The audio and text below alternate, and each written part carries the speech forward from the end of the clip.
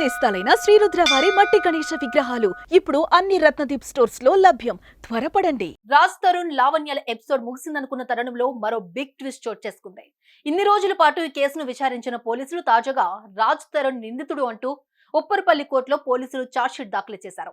ఈ ఘటనతో ఇప్పుడు సీన్ మొత్తం మారిపోయింది. ఇప్పటికే ముందస్తు బెయిల్ తెచ్చుకున్న హీరో రాజ్ తరుణ్ కు పెద్ద షాకే తగిలింది.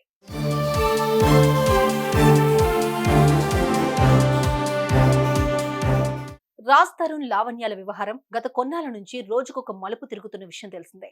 రాజ్ తరుణ్ ప్రేమ పేరుతో నన్ను మోసం చేశాడంటూ లావణ్య రాజ్ తరుణ్ పై నార్సింగి పోలీసులకు ఫిర్యాదు చేసిన విషయం తెలిసిందే. ఇంతేకాదు రాజ్ తరుణ్ నేను 10 ఏళ్ల పాటు సహజీవనం కూడా చేశామని, గతంలో పెళ్లి కూడా చేసుకున్నామంటూ పోలీసులకు ఇచ్చిన ఫిర్యాదులో పేర్కొన్నారు. లావణ్య వీరి వివాహానికి సంబంధించిన ఫోటోలు సైతం పోలీసులకు సమర్పించింది.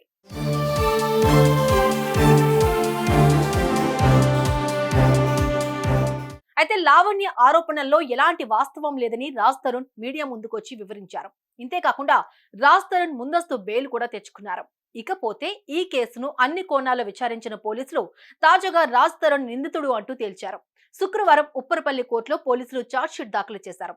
రాజ్ తరుణ్ లావణ్య 10 ఏళ్ల పాటు సహజీవనం చేసింది నిజమేనని నిర్ధారించారు. వీళ్ళిద్దరూ కలిసి ఒకే ఇంట్లో ఉన్నట్లుగా కూడా తెలిపారు.